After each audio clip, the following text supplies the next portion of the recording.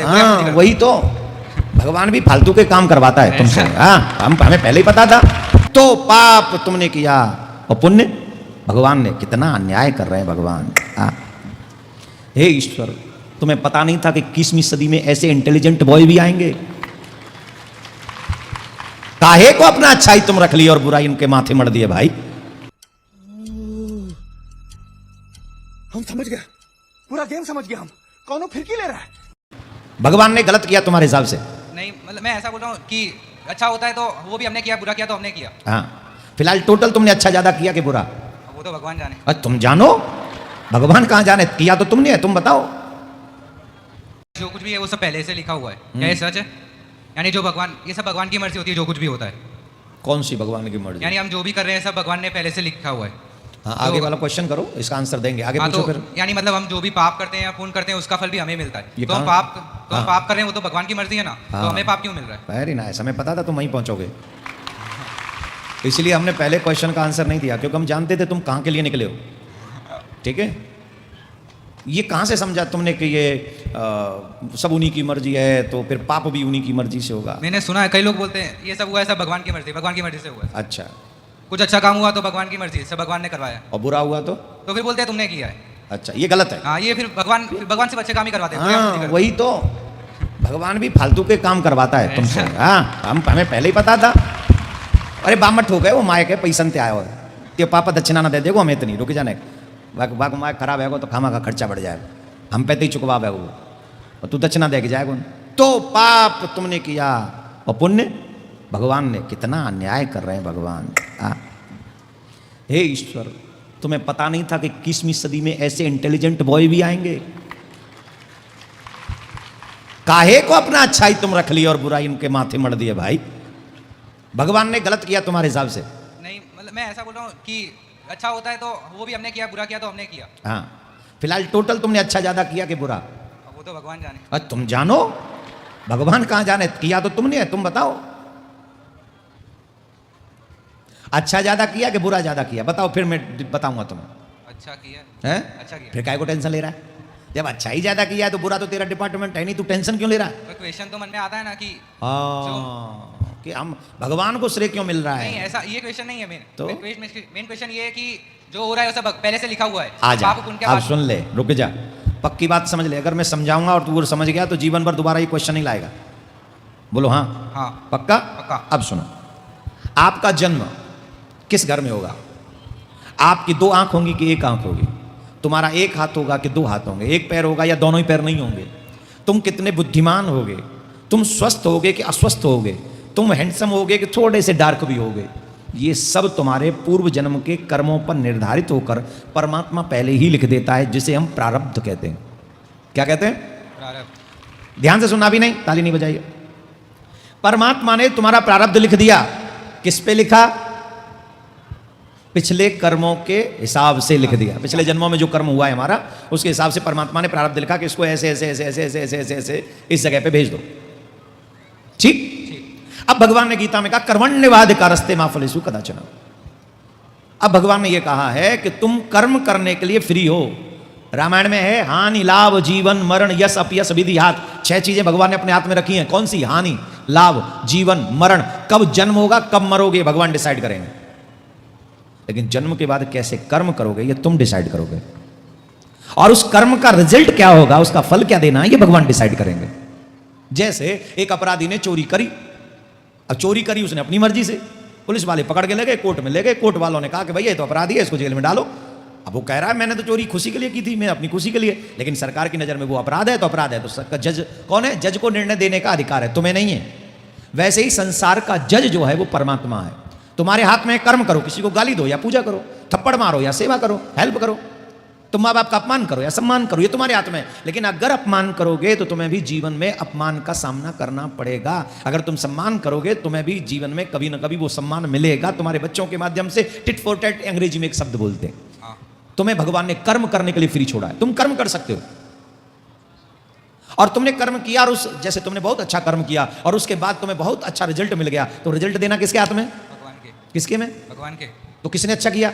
हमने, मतलब हमने किया, भगवान ने। कर्म तुमने किया, हाँ। रिजल्ट किसने दिया? भगवान ने। तो अच्छा किसके थ्रू हुआ? भगवान के थ्रू। इंटरव्यू तुमने दे दिया लेकिन सिलेक्शन नहीं हुआ, किसके हाथ में सिलेक्शन? भगवान के। तो अच्छा किसने किया? मैंने, मतलब भगवान, मैंने हाँ, अच्छा तुमने किया तो अच्छा भगवान किया, ने- अच्छा तो तुमने भगवान किया, ने अच्छा तुमने किया, अच्छा इंटरव्यू देके तुमने ही अच्छा काम किया। इसका मतलब तुम्हारा कर्म ही परमात्मा की नजर में तुमको अच्छा बनाता है, और तुम्हारा कर्म जब अच्छा होता है तो परमात्मा अच्छा रिजल्ट देता है, और अच्छा रिजल्ट देता है इसलिए परमात्मा अच्छा है। लेकिन मेरा कर्म, जिसको भगवान ने कहा तू कर्म कर, तो पहले से ही सब कुछ नहीं लिखा, पहले से कुछ चीजें लिखी हैं। अब इस जन्म में जो तुम कर्म करते चले जाओगे, उन कर्मों से पिछले को भी खराब कर सकते हो या अच्छा कर सकते हो। तो तुम्हारा कर्म प्रधान विश्व करी राखा, जो जस कर ही सो तस फल चाखा। भगवान के कार्य में इंटरफेयर मत करो, अपने कर्म को अच्छा बनाओ। अब ये सब बुद्धि किसने दी? भगवान ने दी। कर्म करने के लिए हाथ किसने दिए? भगवान ने। पैर चलने के लिए किसने दिए? भगवान ने। तो अच्छा किया कि बुरा किया? अच्छा किया तो उसकी अच्छाई है कि नहीं है। लेकिन तुम पैरों से चल के मंदिरालय चले जाओ तो ये बुरा है कि अच्छा है? बुरा है। इन हाथों से किसी गाल पे थप्पड़ मारो अच्छा है कि बुरा है? बुरा है। अपनी जुब्बिया से किसी को गाली दो अच्छा है कि बुरा है? बुरा है। तो भगवान तुमसे कुछ होगा? नहीं। ये काम भगवान ने किया? ना, किसने किया? हमने किया। तो मार किसमें पड़नी चाहिए? क्या? मार किसमें पड़नी चाहिए? हमको ही पढ़नी। तो उठो यहां से, कोई दो इसके गाल पे दो चार। इसलिए कहते हैं बेटा कि बुरे काम हम ही करते हैं और अच्छा काम ठाकुर जी की कृपा से ही कर पाते, कर्म हम ही करते हैं। तो कर्म आप करो, रिजल्ट भगवान आपको देगा। समझ में आई कि नहीं? समझ गया क्या समझ में आया तुम बताओ? कि हमें खाली कर्म करना है, फल भगवान देगा। पक्का? पक्का। अब ये क्वेश्चन दोबारा मत लाइयो कि अच्छा तो भगवान करते, बुरा हम करते हैं। परम पिता परमात्मा सारी सृष्टि के रचनहार,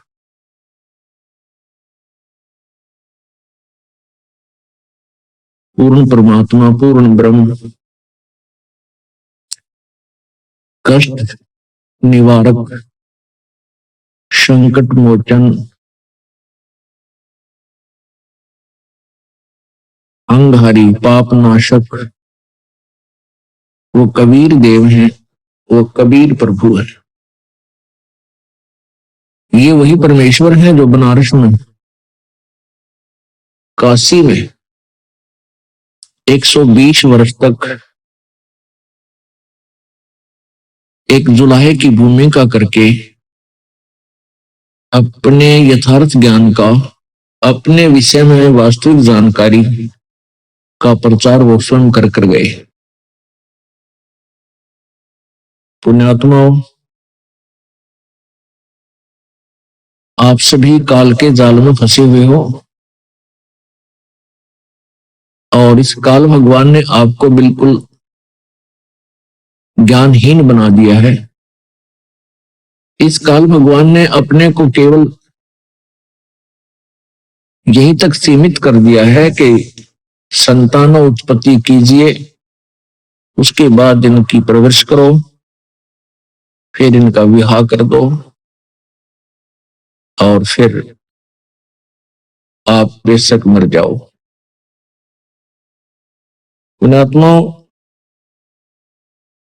संतान उत्पत्ति, इनकी परवरिश, विवाह शादी, जो भी फिर इन बच्चों के निमित्त इनके भाग्य में, उनके जीवन में जो कुछ भी घटना घटनी है वो पूर्व निर्धारित है।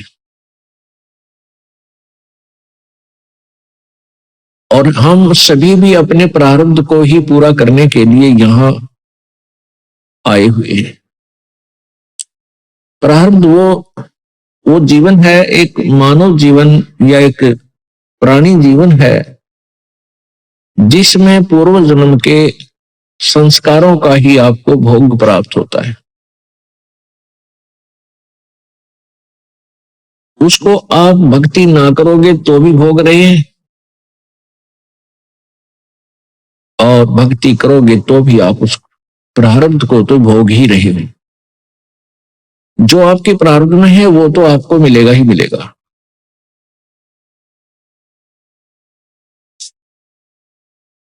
उसको नहीं कोई रोक सकता, जो पूर्व निर्धारित प्रभु के द्वारा किया गया है।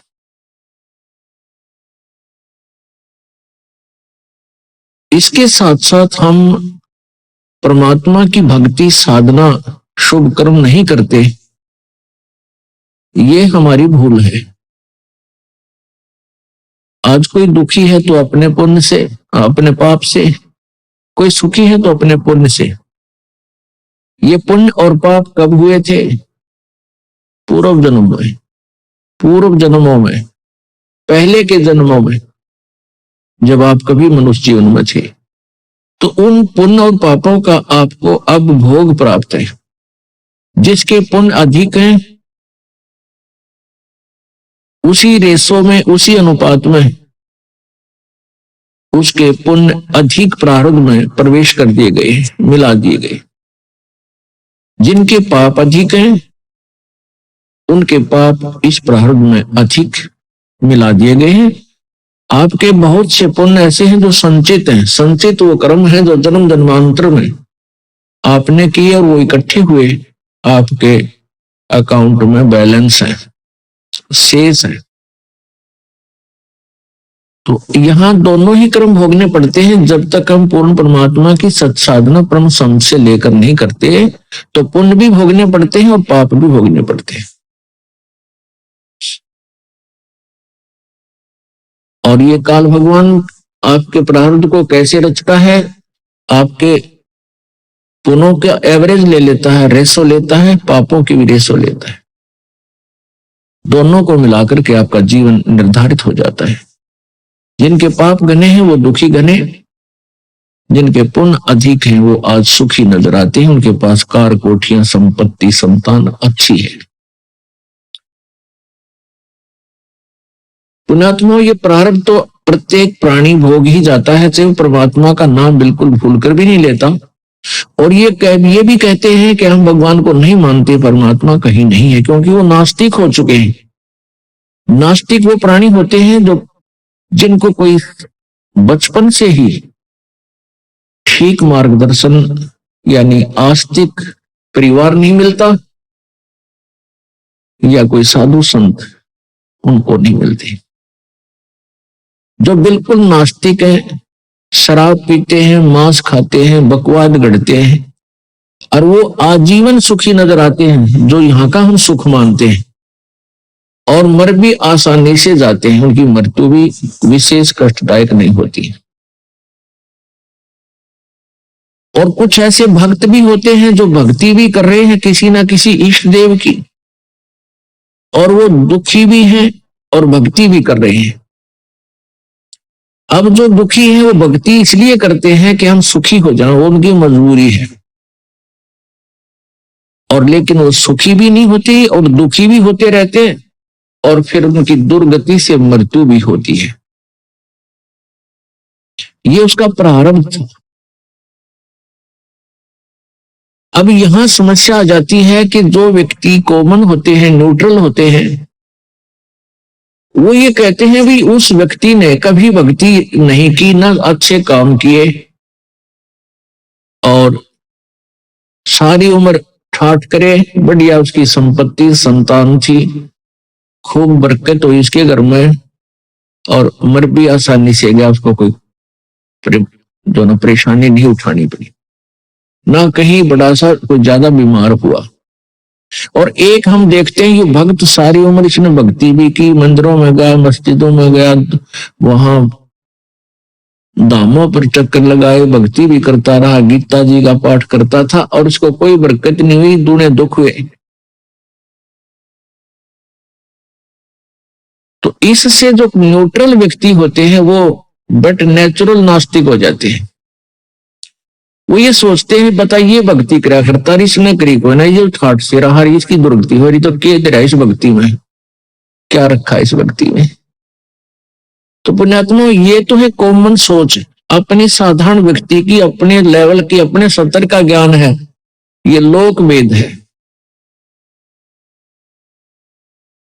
इन सभी धारणाओं को सेट करने के लिए, सभी धारणाओं को सुचारू करने के लिए भी कौन से काम करने चाहिए, कौन से ना करने चाहिए, और वो जो व्यक्ति सुखी रहा सारा जीवन ठाठ किए, वो उसमें क्या राज था, और जिसने भक्ति भी की दुर्गति रही उसमें क्या राज था, इसका निर्णय संत देते हैं, सतगुरु के विचार देते हैं, परमात्मा के सदग्रंथ देते हैं, परमात्मा का विधान बताएगा।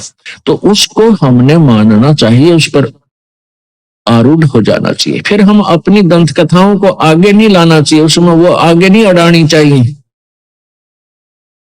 तो जब हमें पूर्ण ज्ञान होगा, तत्व ज्ञान हमें हो जाएगा, फिर ये सभी इस प्रकार की जो शंकाएं हैं ये मन में कभी नहीं उठेगी।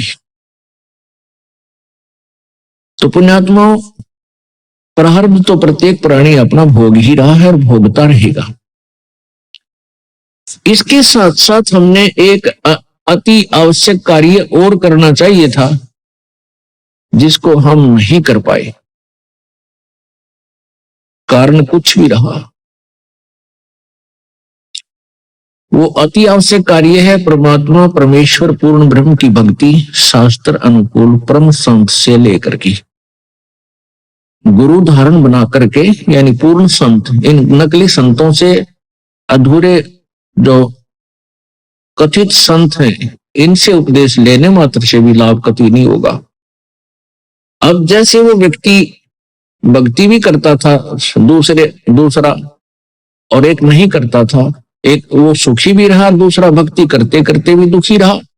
तो प्रथम तो उसके प्रारब्ध था, उसके दुख थे, उसमें पाप गणे कर रखे थे किसी जन्म में, वो उसने भोगे। और दूसरा, उस व्यक्ति के पास शास्त्र अनुकूल साधना नहीं थी, पूर्ण परमात्मा की नहीं थी।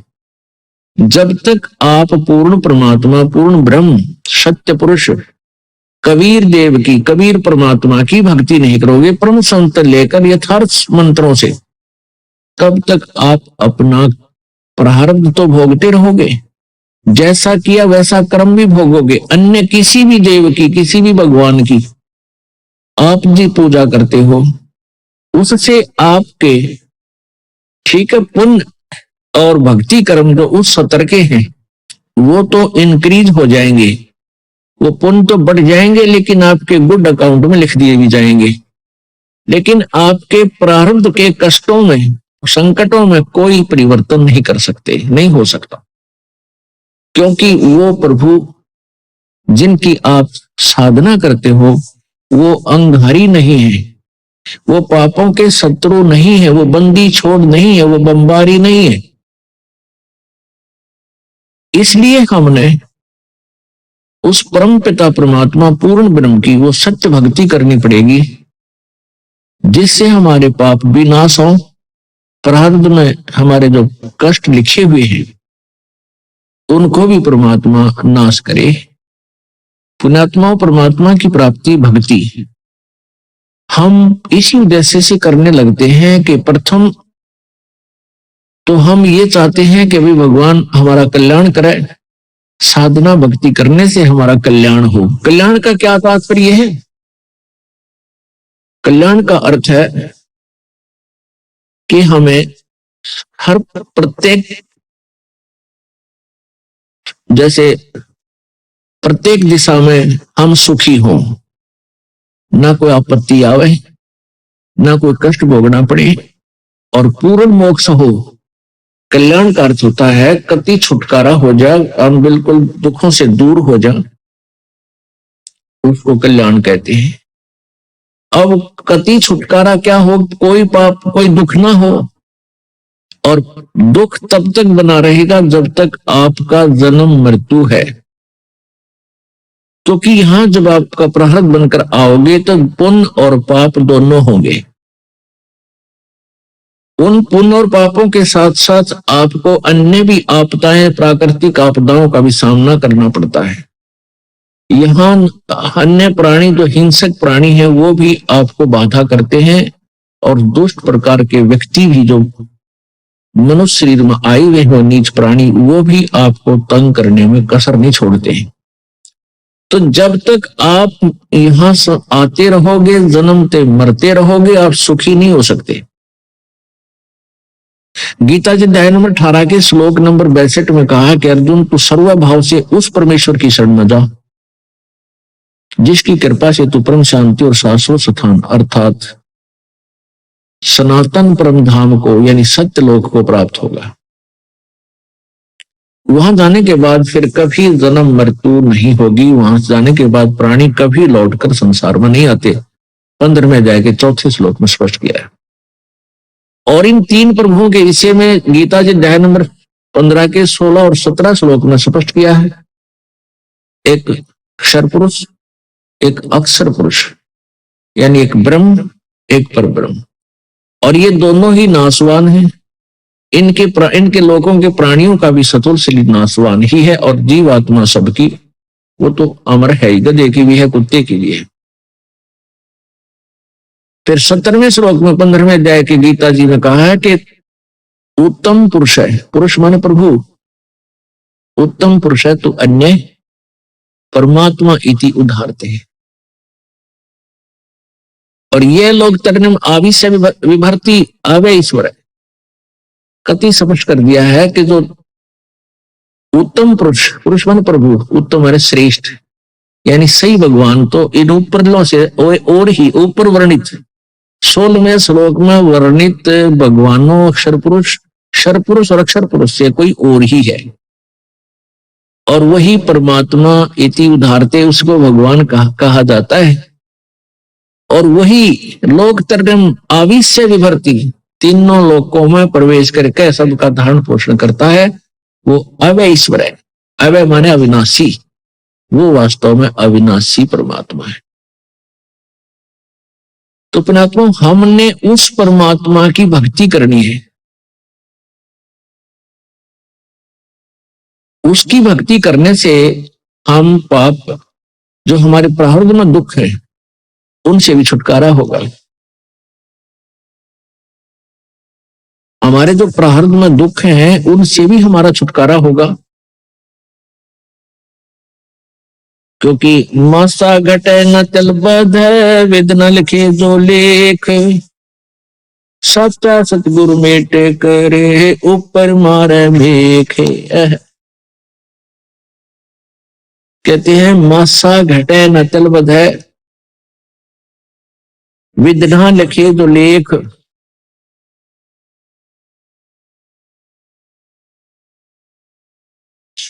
और सच्चा सतगुरु मेट के ऊपर मारते मेघ।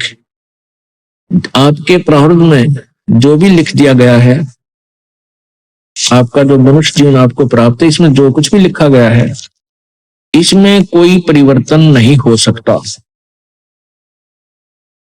मासा घटे न चल बधै वेदना लिखे जो लेख, जो परमात्मा ने आपके भाग्य में लिख दिया उसमें कोई परिवर्तन नहीं हो सकता। कब तक? जब तक आप पूर्ण परमात्मा की भक्ति नहीं करोगे, परम संत की खोज नहीं करोगे, तब तक आपका प्रारब्ध का दुख, आपका संकट निवारण नहीं हो सकता। उसके लिए आपने संत की खोज करनी पड़ेगी, परम संत की।